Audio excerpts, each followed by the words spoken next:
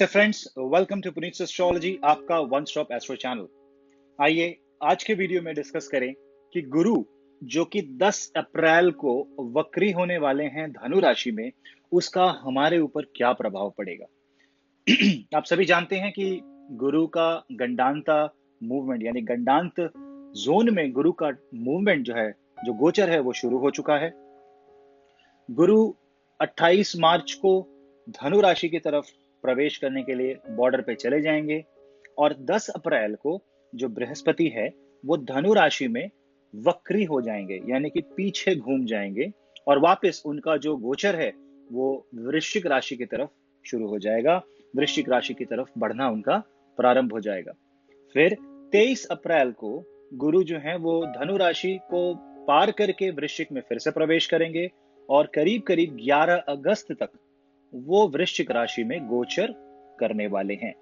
तो हमें यह समझना होगा कि गुरु का ये जो गोचर है वो वक्री के साथ साथ गंडांत भी है और साथ में ये एक और युति बना रहा है जो शनि और केतु के साथ एक ही भाव यानी कि धनु राशि में बनती है। अगर आपको जानना है कि शनि का, गुरु का और केतु का युति धनु राशि में क्या फल या प्रभाव देने वाली है, तो आप मेरा इंग्लिश का वीडियो इस पे जो मैंने बनाया है वो आप देख सकते हो मेरे मेन चैनल इंग्लिश चैनल पे। आइए जानते हैं दोस्तों कि गुरु जो वक्री हो रहे हैं उनका क्या प्रभाव पड़ेगा। तो अभी आपको यह समझना पड़ेगा कि गुरु जब स्कॉर्पियो यानी कि वृश्चिक राशि से निकल रहे हैं वो क्या कर रहे हैं, उनके दिमाग में क्या चल रहा है, वो क्या सोच के रखे, वो क्या डेटा अपने साथ लेकर के जा रहे हैं। देखिए, स्कॉर्पियो जो होती है, वृश्चिक राशि होती है, वो कुंडली का अष्टम भाव होता है। काल पुरुष की कुंडली से अगर देखा जाए तो जब अष्टम भाव की बात करते हैं तो अष्टम भाव गहराई का भाव, अष्टम भाव जो होता है वो तंत्र भाव होता है, अष्टम भाव गूढ़ विद्या का भाव होता है, छिपी हुई बातों का भाव होता है, सीक्रेट्स का होता है। अष्टम भाव में वो चीजें होती हैं जो दबी हुई होती हैं, जमीन के नीचे होती हैं, गहरी होती हैं, हमारी पहुंच से दूर होती हैं। वो आयु का, मृत्यु का स्थान होता है। अष्टम भाव गुप्तांग का स्थान होता है, यानी कि गुप्त चीजों का भाव माना जाता है। अब उसमें बृहस्पति जो कि ज्ञान के स्वामी हैं, ज्ञान के, नॉलेज के, और एक तरह से देखा जाए तो हम सबके गुरु हैं, इसीलिए उन्हें देव गुरु बृहस्पति बोला जाता है। वो उस भाव में पहले से गोचर कर रहे हैं। अभी जब देव गुरु बृहस्पति वृश्चिक से निकल के गंडंत पे जाते हैं और गंडंत पे जाने के बाद जब वो धनु में जाते हैं, धनु उनकी अपनी राशि है, वो स्वराशि हो जाते हैं। लेकिन देखने वाली बात यह है कि वो ज्येष्ठ नक्षत्र से मूल नक्षत्र की तरफ जाते हैं और वहां पे जाके मूल में ही जाकर के वापस घूम के आ जाते हैं। यहां पे आप समझिए, अष्टम भाव कष्ट का भाव होता है, क्रॉनिक डिजीज होता है, पुरानी चीजों को जो काफी लंबे समय से खिंची चली आ रही, जो ऐसी समस्या जिसका निदान समाधान संभव ही नहीं है, उसको अष्टम भाव से देखते हैं। गुरु यानी कि वो उसको ठीक करना चाहते हैं। जब गुरु अपने भाव में जाते हैं वहां पे उनको शनि और केतु दिखाई देते हैं। अभी शनि और केतु का मतलब क्या होता है? स्टीरियोटाइप तोड़ना, यानी कि एक समान रूप से चलने वाला जो प्रवाह होता है किसी का, गति को, उससे अलग हट करके कुछ नया करने की कोशिश करना। जैसे ही बृहस्पति जाते हैं, बृहस्पति परेशान है, उनको सॉल्यूशन चाहिए इस चीज का, तो वो शनि और केतु से जाकर के मिलते, तो वो मुक्ति का एक कारक बनाता है। यानी आप सोचिए कि परेशानी के भाव से ग्रह निकल करके, गुरु जैसा एक प्रभावशाली और एक अच्छा ग्रह जो हम सबके लिए वो बहुत कुछ कर रहे हैं, वो निकल करके जाते हैं, शनि केतु से मिलते हैं और वो 137 साल के बाद एक ऐसी युति बनाते हैं जिसमें गुरु का प्रभाव शनि और केतु के साथ मिल करके हमें किसी भी तरह की समस्या से मुक्त करने के लिए काफी होता है। वो वहां से सॉल्यूशन लेते हैं, वो अपने घर में जाते हैं, सॉल्यूशन खोजते हैं, सॉल्यूशन लेते हैं, वापस घूम करके आते हैं और घूम करके काफी देर तक, यानी अगर आप देखें तो 23 अप्रैल से लेकर 11 अगस्त तक, यानी करीब करीब मई, जून, जुलाई, 3 महीना, यानी 3.5 महीना जो बृहस्पति हैं वो स्कॉर्पियो में यानी कि वृश्चिक में वक्री रहेंगे। यानी वो अपनी प्रॉब्लम्स को वापस नीचे ढकेलेंगे, वो बुराइयों को पाताल में ढकेल देंगे, क्योंकि उनके पास अब वो संभावित समस्या का समाधान आ चुका है। उनके पास उस समस्या के निवारण के लिए वो हर भरसक प्रयास करेंगे। लेकिन मित्रों, आपको ये पता रहना चाहिए कि बिना आपके कर्म किए आपकी कुंडली आपकी मदद नहीं करेगी। तो आपको अपने कर्म करने पड़ेंगे। आपको ये समझना पड़ेगा कि बिना कर्म के कर्म फल नहीं मिल सकता। तो आपको ये देखना होगा कि गुरु जो है वो वक्री हैं, तो वो इसका निवारण करने वाले हैं। ये तो एक पहली बात है, ये तो कंफर्म है। लेकिन इसके अलावा क्या? वक्री का मतलब होता है त्रुटि, यानी कि कुछ गड़बड़ है, फॉल्ट है यहाँ पे। उसको इसलिए बोलते हैं क्रुक्ड। तो वक्री मतलब जैसे चाल चल रहे थे, वो चाल से बिगड़ गई चाल, तो बिगड़ी हुई चाल को वक्री बोलते हैं। यानी गुरु के काम करने का तरीका उनके निर्धारित स्वभाव के विपरीत हो सकता है या थोड़ा सा अलग हो सकता है। यानी ये वही बात हो गई कि सीधी उंगली से अगर घी नहीं निकल रहा तो उंगली टेढ़ी करनी पड़ जाए। लेकिन ये समझिएगा कि कब उंगली सीधी करनी है और कब टेढ़ी। यानी कि गुरु तो समाधान निकालने के लिए आपको विचार में एक भाव डाल देंगे कि हाँ भाई ये उपाय कर लो, लेकिन उस वक्त क्या वो उपाय करना आपके लिए सही होगा?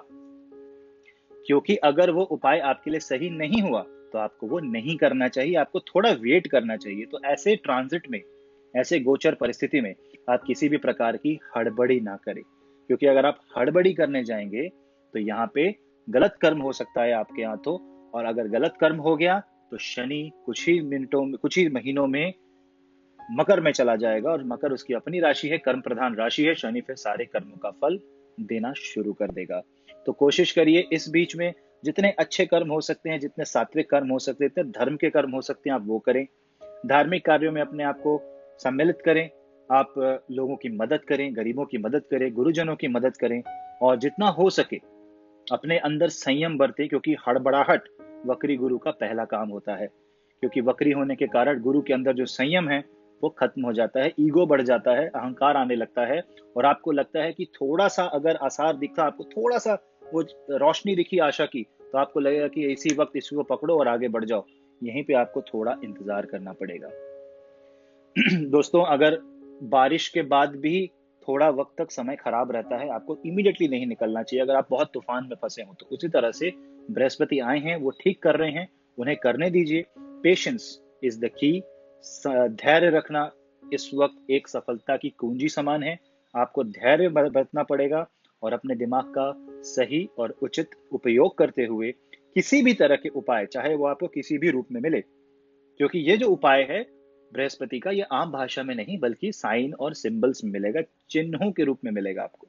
तो यहाँ पे ये जो आपको उपाय मिलेंगे, सपने में मिल सकते हैं, कोई एस्ट्रोलॉजर से मिल सकता है, कोई दोस्त बता सकते हैं, अनजाने में आप कहीं पढ़ सकते हैं। उसको, उपाय को तुरंत एग्जीक्यूट करने से पहले, उसको एक्चुअली में करने से पहले आपको 100 बार सोच लेना चाहिए। आप किसी भी तरीके से हड़बड़ाहट मत करना, आराम से धैर्य रखना और गुरु वंदना करना। गुरुर ब्रह्मा गुरुर विष्णु गुरुर्देवो महेश्वरा, गुरुर साक्षात परम ब्रह्म तस्मै श्री गुरुवे नमः। इस श्लोक का आप जाप करें, निरंतर जाप करें। जब भी आपको लगे कि आप समस्या में हो, इस श्लोक का आप जाप करना शुरू कर दें, प्रारंभ कर दें। इससे आपको काफी ज्यादा फायदा मिलेगा, इससे आपको काफी ज्यादा नुकसान से बचने की संभावना बढ़ेगी। तो दोस्तों, ये है एक छोटा सा एनालिसिस गुरु के वक्री होने का, जो कि 10 अप्रैल से 11 अगस्त तक रहेगा। इसमें कोई भी नया काम प्रारंभ करने से पहले दो बार सोच लें। कोई भी, क्योंकि इसमें क्या होगा कि आपका जो प्रॉब्लम्स हैं, जो समस्या है, वो थोड़ी सी बढ़ सकती है, क्योंकि गुरु की पूरा फोकस उधर ही रहेगा। तो बाकी जगहों में गुरु का ध्यान न जाने के कारण कुछ चीजें असंतुलित भी हो सकती हैं। तो अगर अभी आपके साथ कुछ, अगर आपको ऐसा लग रहा है कि कुछ सही नहीं हो रहा, या ये वक्री जैसी परिस्थिति बन रही है, यानी डिफिकल्ट परिस्थिति बन रही है, तो थोड़ा आराम से चलें, समाधान खोजने की कोशिश करें, और अगर कुछ न समझ में आए तो भगवान को जरूर याद करें, क्योंकि आपको आंसर बृहस्पति देंगे ही देंगे। तो दोस्तों, धन्यवाद पुनीत एस्ट्रोलॉजी हिंदी के वीडियोस में शामिल होने के लिए, इसे देखने के लिए। अगर आपको ठीक लग रहा है तो इस चैनल को जरूर सब्सक्राइब करें, क्योंकि मैं हिंदी में बहुत सारे वीडियोस लेके आने वाला हूं आपके लिए, ताकि हिंदी, हमारी जो हिंदी ऑडियंस है भारतवर्ष और पूरी दुनिया में जो हिंदी भाषी लोग हैं, उन्हें अपनी भाषा में एक वीडियो को सुनने का और एस्ट्रोलॉजी, ज्योतिष का एक मार्गदर्शन मिले। ऐसा मेरा कामना है, ऐसी मेरी चाह है, और ऐसा मेरा एफर्ट्स हैं। तो दोस्तों, धन्यवाद पुनीत एस्ट्रोलॉजी हिंदी के वीडियोस को देखने के लिए। जरूर लाइक करें, जरूर सब्सक्राइब करें, क्योंकि ये सब्सक्रिप्शन है जो आपको और मुझे जोड़े रखेगा। और जरूर वो बेल आइकन दबाएं, क्योंकि उससे आपको कंटिन्यूअस नोटिफिकेशंस मिलते रहेंगे जब भी मैं वीडियो को अपलोड करूंगा। धन्यवाद।